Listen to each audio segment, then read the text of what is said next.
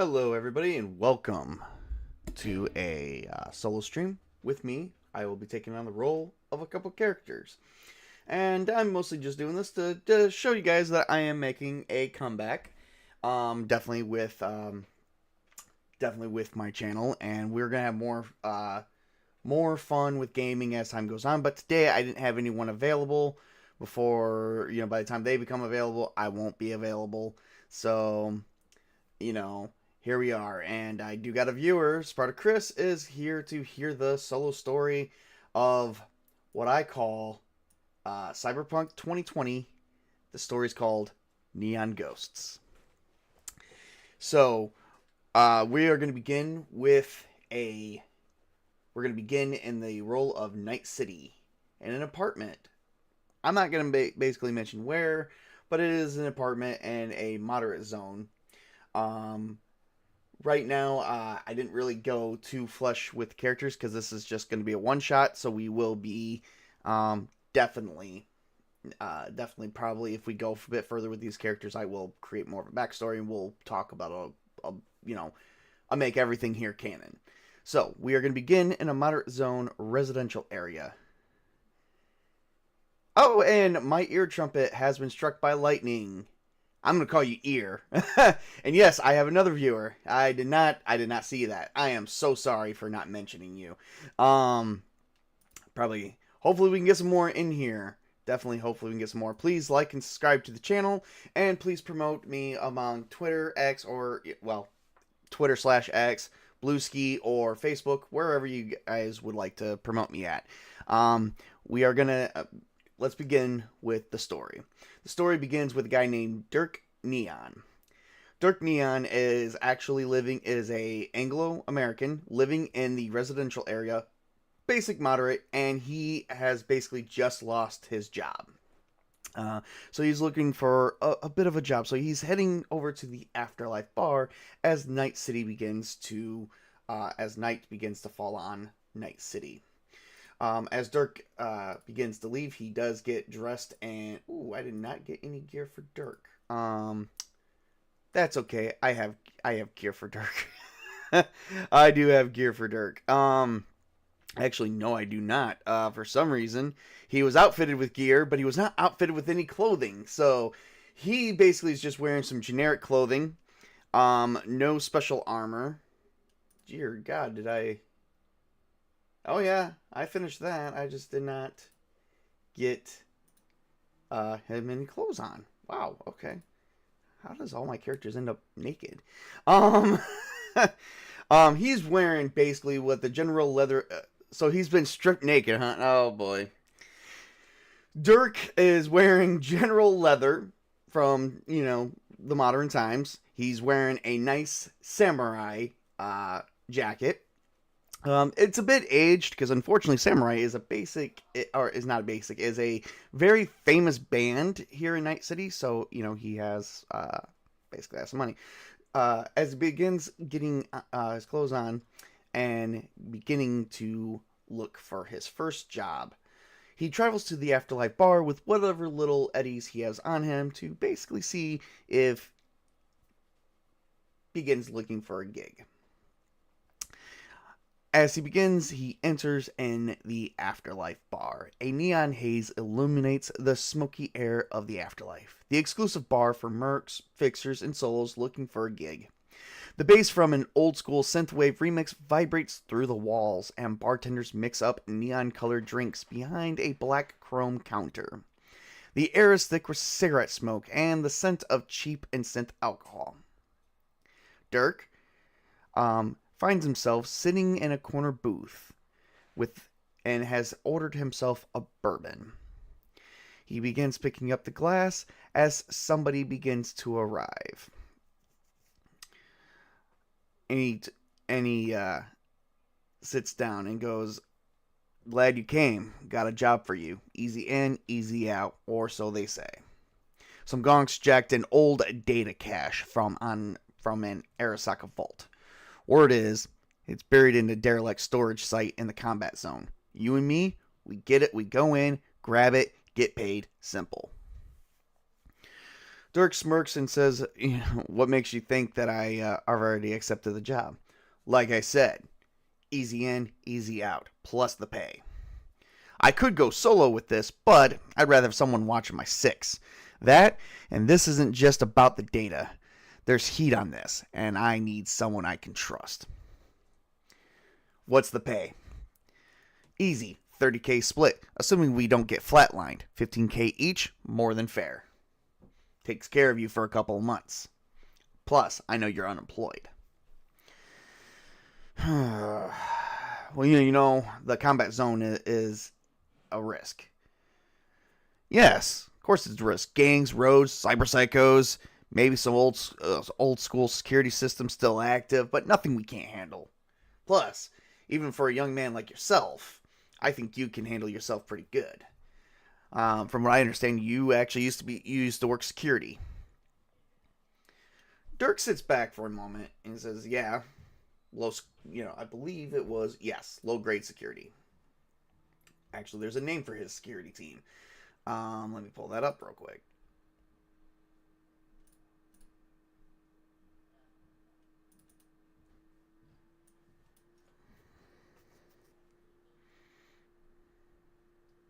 Let me see here. Give me 1 second. There we go.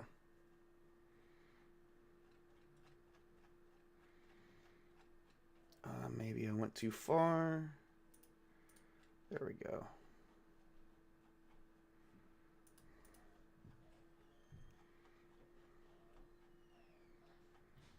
Give me just 1 second, everybody. There we go. Starting funds. Okay. Low grade security. I'm just a simple street Ronin. Managed to keep a few people protected. Yeah? And you got pretty good with it. Like I said, I'm offering this to you because I'd rather have someone watch my six, and you are getting the job. You were my first choice that I called and reached out to. Got the deets from people who knew you. Dirk sits back for a minute and just realizes, well, what could it hurt? 15,000K takes care of him for a couple months. Plus, he's unemployed, has no more money coming in. Needs to be able to keep up on his cybernetics, plus whatever health issues he may have arise from future endeavors. Because here in Night City, almost anything can happen. When do we leave? We leave as soon as you're ready. You just let me know and you say the word. I've got my car parked outside. It's a Quadra Type 66 Avenger. It'll take us right, we'll go right in, get what we need, get out. Telling you, easy as pie. Dirk sits in and says, "Let me finish my drink and I'll be right with you." Dirk's going to sit here and take a quick body check. Body type check. It's basically the amount of alcohol he's going to be able to absorb without any form of hindrance. He did finish a couple glasses of bourbon, of which he did happily pay for. All right. So, this is just going to be... It would be a simple resistance check, which I don't have resistance, so it's just going to be a body type check.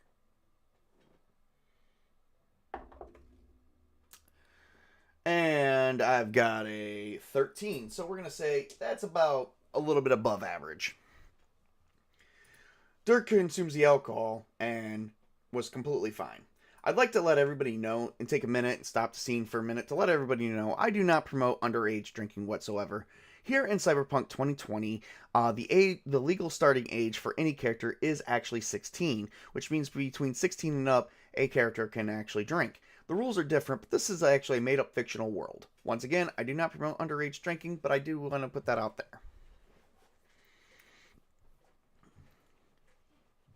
there. One bourbon, one scotch, one beer. Yeah.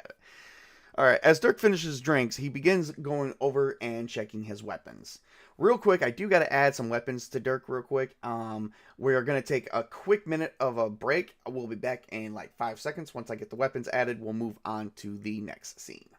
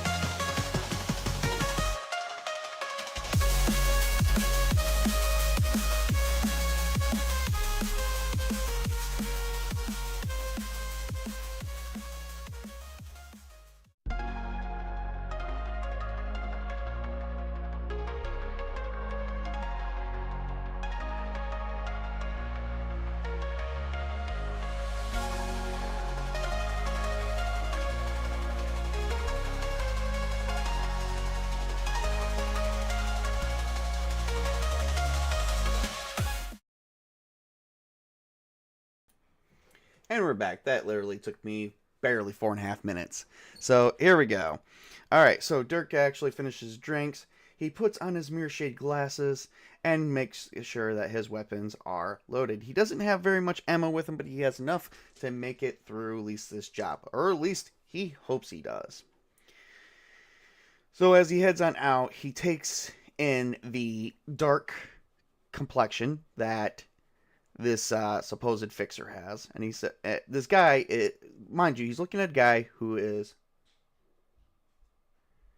um, he is basically muscular with, basically enhanced with slick back black hair, with a cybernetic eye implant, leather jacket, and what looks to be reinforced plating for bullet scars.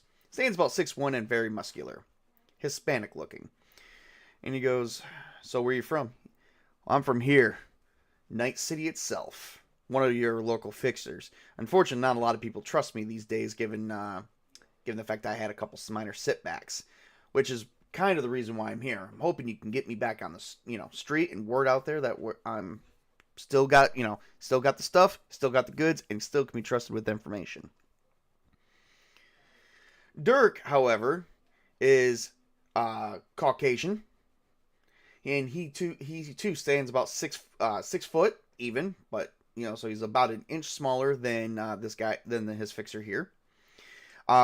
He has I'm not sure what kind of hair he has. We'll imagine he just has brown regular hair, and he has an ear piercing, and he wears mirror shades.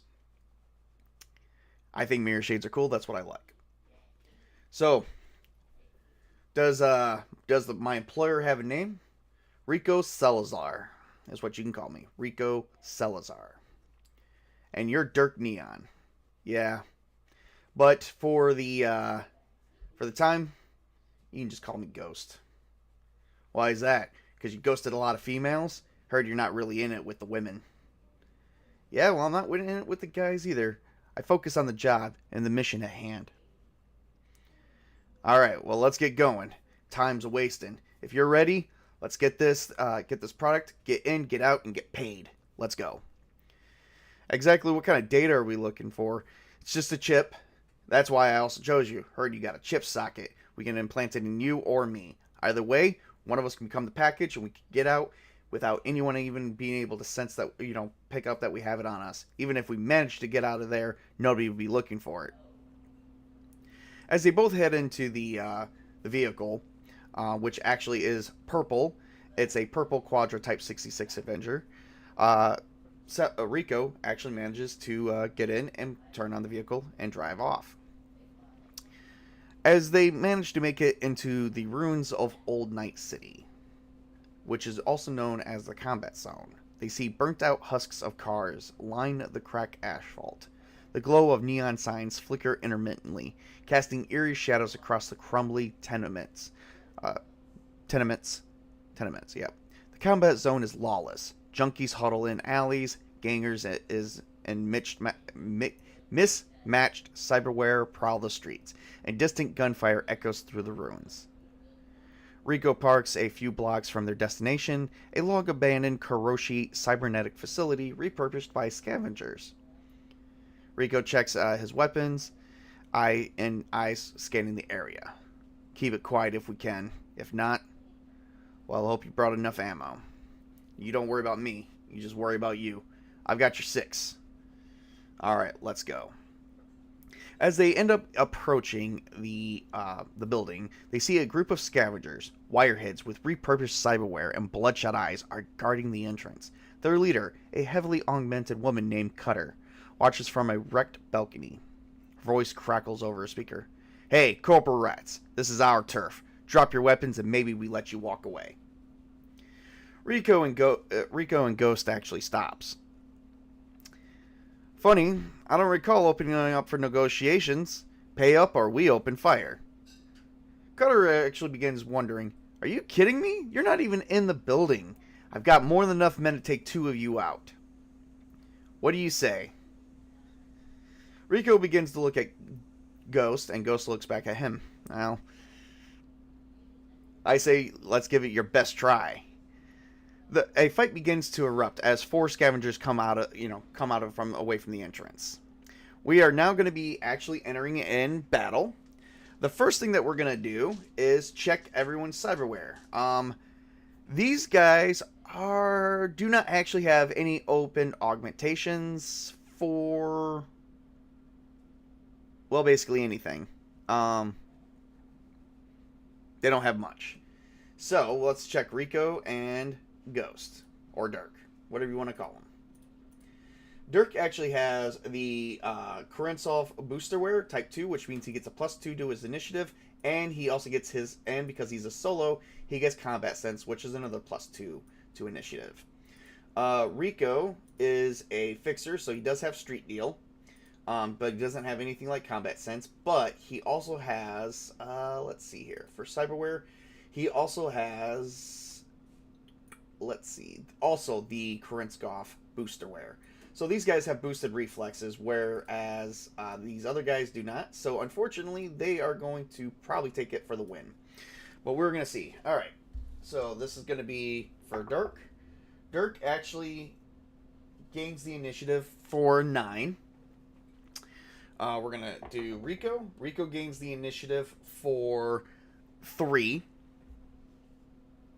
And I believe initiative actually is also your reflex. Ooh. So I'm also not adding reflexes, so it's 9 plus reflex, which will be 18. But let me double check that.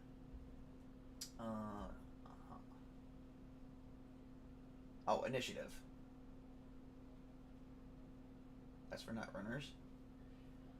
Regular initiative.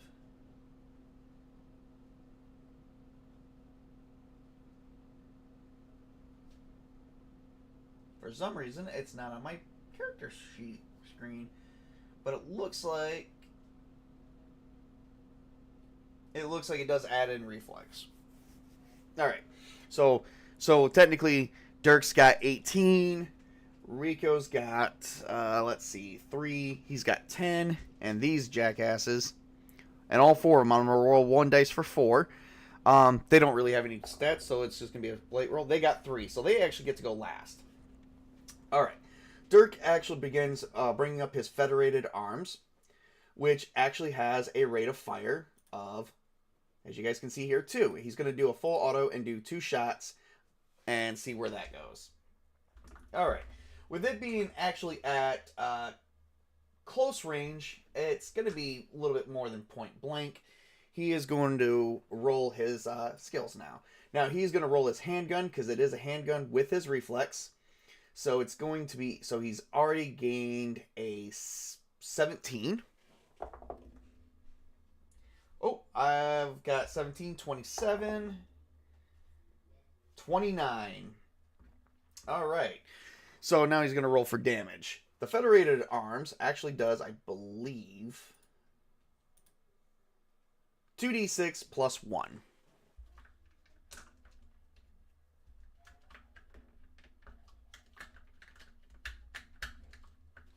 Oh, Lord. I can't even get another d6 out.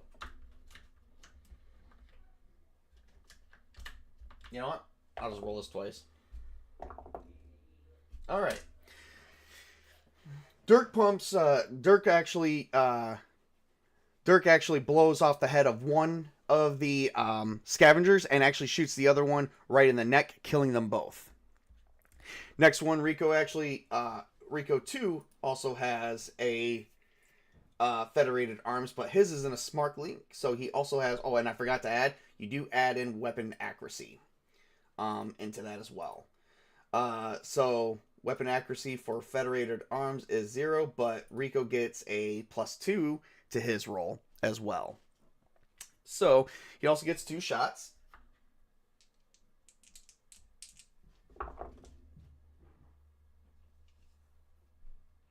This is going to be near at point blank range. So he's got 11 with his handgun skill. 11, 8, 11, 19. Oh, yeah, he gets it. And then the other one is going to be 5, 7, 14, and he also gets that. So he gets the roll as well, 2d6. and he pumps them full of bullets. Actually, SP armor, we gotta roll a D10 actually for hit range. For Rico, not me, because I actually did do a crit, so I actually gave Ghost that one. All right, so 2 there, and let's see.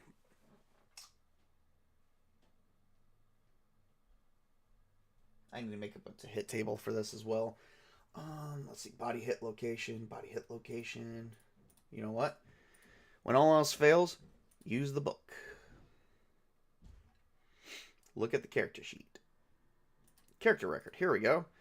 All right, so a 2 is the torso. Unfortunately, that would absorb, one of them would actually absorb the 4 points of damage he did, leaving 1 alive with his 2 bullets. So even though 2 bullets hit, it actually hit 1 guy. So now it's going to be their turn, opening fire on us. All right. And it's going to be 10 or better. And they are actually, yeah.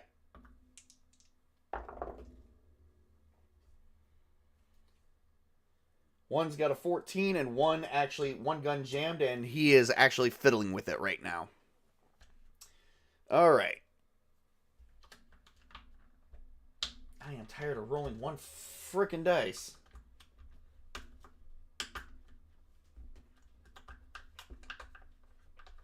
There we go. There we go. Whew. That was a little bit hard. All right.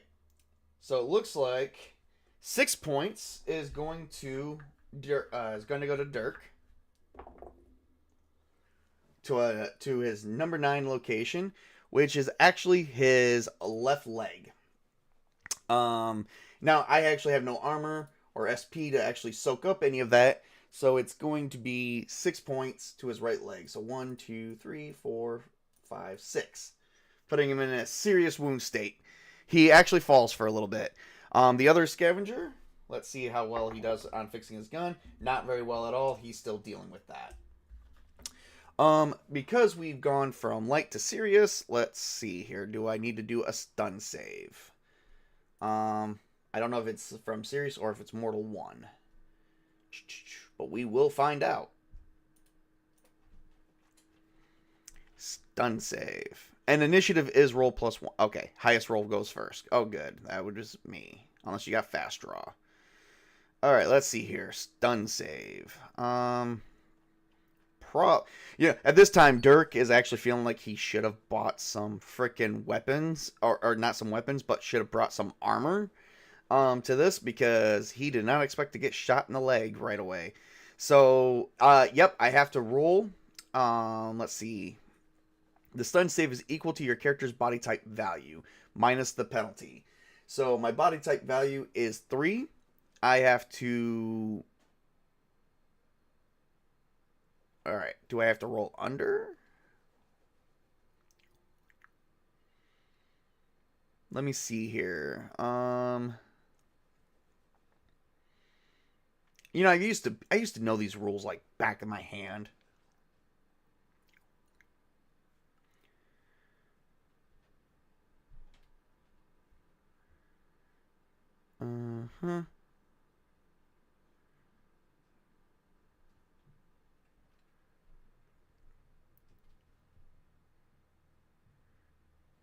No, I gotta... Okay, for that, I have to roll over. For death save, I have to roll under. So, but I take a -1 penalty to my roll. So, I got an 8. So, he has pushed this pain aside and is going to continue into the fight. We are not amputating his leg. Actually, let me see here. How does Dirk have any cybernetic legs? He has a smart gun link, which I didn't buy any smart guns, unfortunately. Oh, and I do have subdermal torso armor at 10. I forgot to actually add that. So, like, that takes up to 10 points. No, he does not have any cybernetic legs. So, yeah, he's bleeding out. Or at least he's bleeding. Alright. Dirk is going to fire his two guns at him. Let me see what he gets. Or his one gun, 2 bullets. Sorry, rate of fire 2. Okay. And I think with his basic roll for his handgun, 17. Yeah. So he hits for 2 bullets, but let's see where. Nope. And same location. So this guy is going to take the full brunt, because I believe the Scavengers do not have any... Nope, it's only in the torso that they have the armor. So he's going to take the full brunt of the Federator arms. 2 bullets, 2d6 plus 1.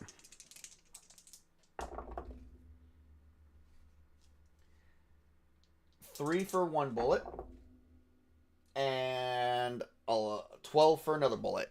So the leg actually explodes off of him, and he begins screaming, wailing, and bleeding out, leaving 1 enemy left. Rico actually is going to go in and hopefully do a quick blast on this guy. And he is actually going to hit. Yeah, he's going to hit. And as well as Federated Arms. He is going to do 9 points damage. Unfortunately, I think that's torso still.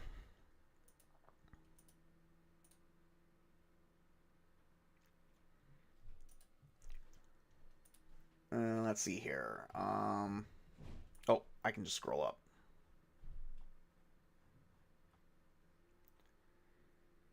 Yes, he hits the torso for 4 points, so he's only taking 5 points of damage. But the bullets managed to actually pierce through the subdermal armor and the torso plating, and taking out all 4 of the Scavengers. Okay, so we took him out. You gonna let us in, or are we breaking in? They hear no words from Cutter, from the girl that was actually speaking through the speaker. So they have to literally... So now they are making an entrance into the building.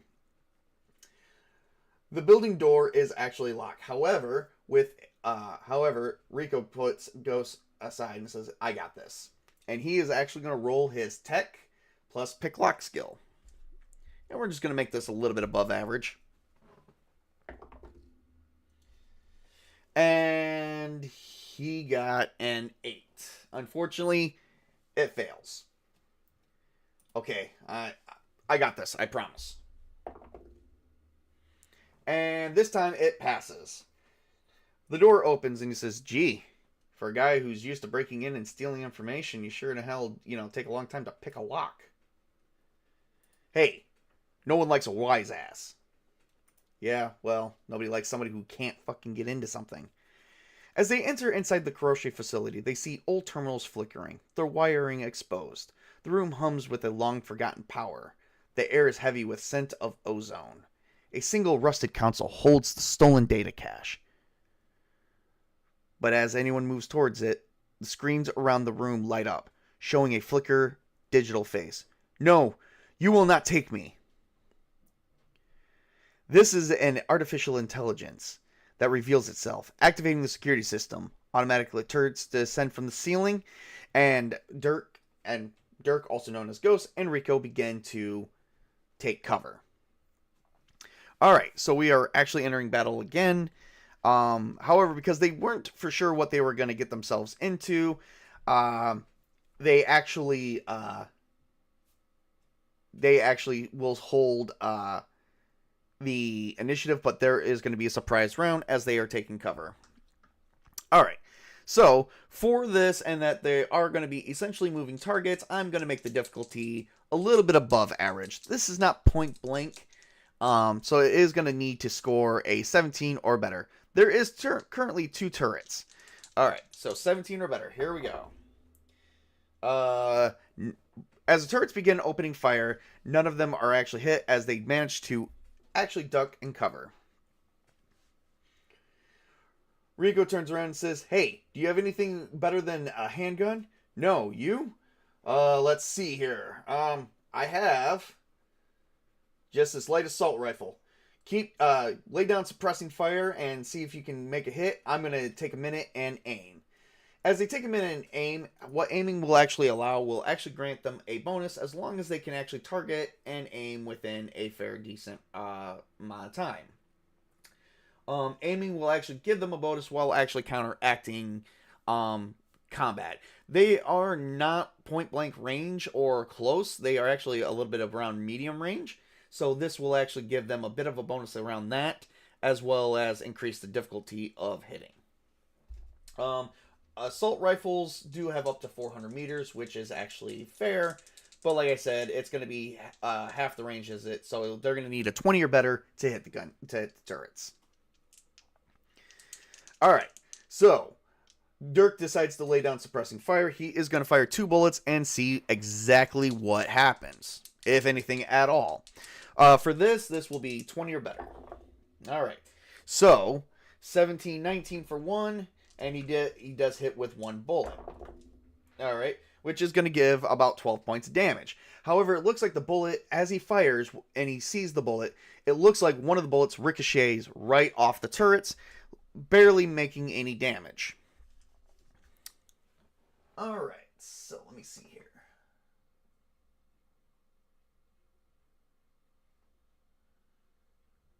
I'm literally just looking for the modifier for aiming. Snapshot, ambush. Aiming, here we go. +1 for each turn, up to 3 turns. Alright. He's going to hold his turn. And this is going to be the second turn, so he's going to get a +2 to it. But the gun turrets is going to aim. There is some cover. Oh, it fails. Never mind. Even with the cover. Alright. So, with that being said, we're going to get back to Dirk. It's going to be Dirk's turn. He's going to fire his 2 bullets again. And, let's see. I believe he hits for both. 16. Yes, he hits for both. Alright. So, 7. And 7. 14. So he shoots again, manages to take out one of the turrets, and the turret, as soon as the bullets pierces through the armor, the turret explodes. That does leave Rico time to aim. So now Rico is going to aim with his Militech Ronin. He gets a +1 accuracy, plus an additional, at this point that was 3 turns, +3. So that's 4. He is going to be using his rifle skill, not his handgun, which... he doesn't have a fucking rifle skill. So that's 4, and then reflex, that is 1, 2, 3, 4. So 11. He has to score 9 or better. He does not, and he misses. Wait a minute. How many times can the Militech Ronin actually fire? I totally forgot about that, because he can go up to the rate of fire.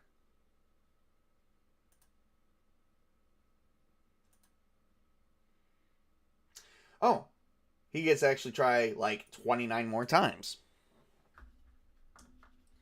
Well, I am not going to sit here and roll 29 fucking dice. So, I'm going to actually roll another dice, since I didn't know, and count it down so many times. Okay, yep. His gun ended up actually jamming, so now he doesn't have any use. Shit! My gun's jammed! Your gun jammed? Like, right, dude, like, literally, by the time you took the time to fucking aim, would you stop it and just take out that damn thing if you can? I don't even know if I can. It took me, like, 4 shots. You know, Jesus. The thing is on me, man. Get it off me. So, Dirk is going to, you know, also known as Ghost, is going to fire another 2 more times. But, right now, before that actually happens... Ooh. 9 + 6. And it's beginning to melt down the desk. Unfortunately, as Ghost turns around, his gun actually jams as well. He's like, shit, my gun's jammed. Really? Gun jamming right in the middle of, in a time like this. What more could go wrong? He's like, well, in all fairness, we could actually wait until those bullets actually pierce through that cover and actually hit you.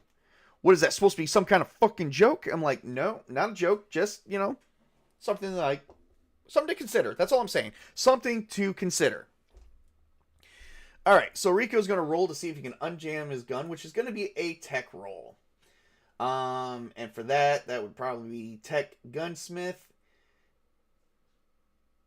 which he also does not have. I have it. Or some people call it weaponsmith. So, all right. The first jam is usually pretty easy to average. He pretty much makes that. He's like, okay, I'm good, but I don't have time to aim. Doesn't matter, just fire at that thing. He's gonna actually fire a few bullets and see where this goes. Let's see here. He is gonna need, so he's got 2, 9. He is gonna have to score 10 or better, and he didn't. All his bullets begin missing as he's actually unloading clips. Damn it, man. I can't seem to get this damn thing. Oh, by the way, it is currently the turret's turn. Let's see. 4, 10. Nope. Still not doing any good. Let's see if... Let's see. 2, 8. Ooh, I got a 10. I unjammed it for 32. Alright, my gun's unjammed. And the gun turret, let's see.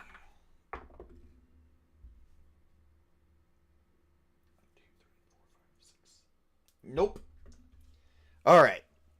The gun turret has managed to destroy most of the equipment around, revealing the cover, causing Rico to actually take cover somewhere else. He is going to have to roll his reflex to see if any bullets miss him or if it's going to be sheer luck. But meanwhile, as that's going on, Ghost is actually going to make 2 more rolls to fire off 2 more bullets. And unfortunately, his gun jams again.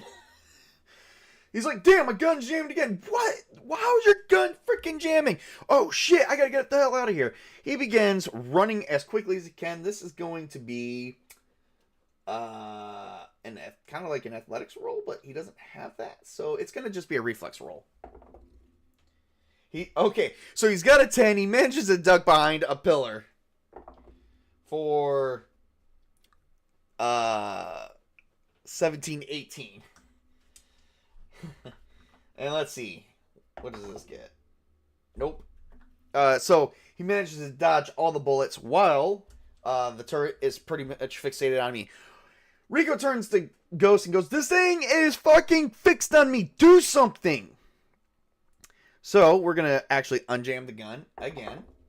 This one's going to be a little bit more difficult. 15 or better. For Weaponsmith, I actually got 15. I just broke it. So the next one I'm going to need 9 or better if it jams again. Alright, so Rico is going to try and shoot and see if any of these hit at all. Oh, he finally got a 10. And I believe he needed... Well, he's a little bit further away. I'm going to say 22. He has... Well, he has a 10 here.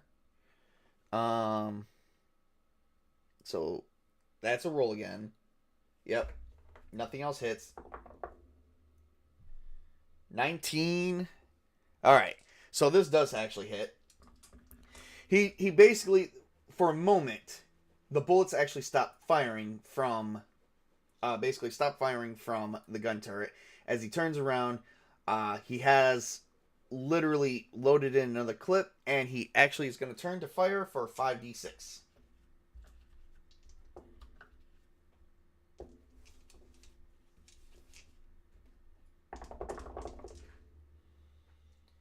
After unloading nearly 30 bullets, he does 6, 8, 12 points of damage, which actually leaves everything intact, and suddenly the gun turret is going to open fire on him again. And starts missing as he manages to take cover. This thing is still alive. Okay, well, Dirk quickly, as it's distracted, Dirk quickly targets it, and he's still well within range. 15. Oh, he's got 18. So, yeah, he just needed 15 or better. So he actually hits it for 6, 7, 8, 9. That is 16 points of damage, and it blows up. And all of a sudden, everything powers down. Oh, good lord.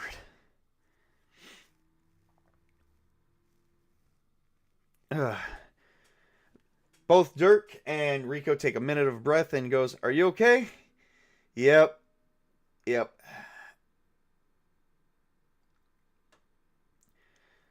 No, please. I I I'm my own. You have nothing. Okay? We're here to take you. What are you exactly? My name is Spectre03. I am a rogue AI intelligent program, and that I've been captivated here in, well, this old Kuroshi facility, of which the Scavengers have actually been able to use me. Let's see here. Do I have any hacking skills? Nope, we have no hacking. None of us have any hacking skills. I am no longer shackled, and I can choose my own fate. So please do not eliminate me or steal any of, well, if you can, just don't eliminate me. I do hold some secrets. For a price.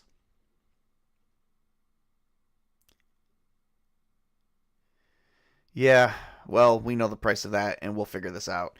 And Ghost turns in and hits a button and ejects a data shard, shutting down the AI. Well, you want to see if we can find someone with a cyber deck? Because I don't have one. Neither do I. But with that being a rogue AI, that wasn't just data. That was something else. Definitely. And there's more here than what we really know. It might have some Kuroshi secrets, something we can use to blackmail a corporation with and gain even more money. Definitely. Definitely. I like the way you think. I like the way you think.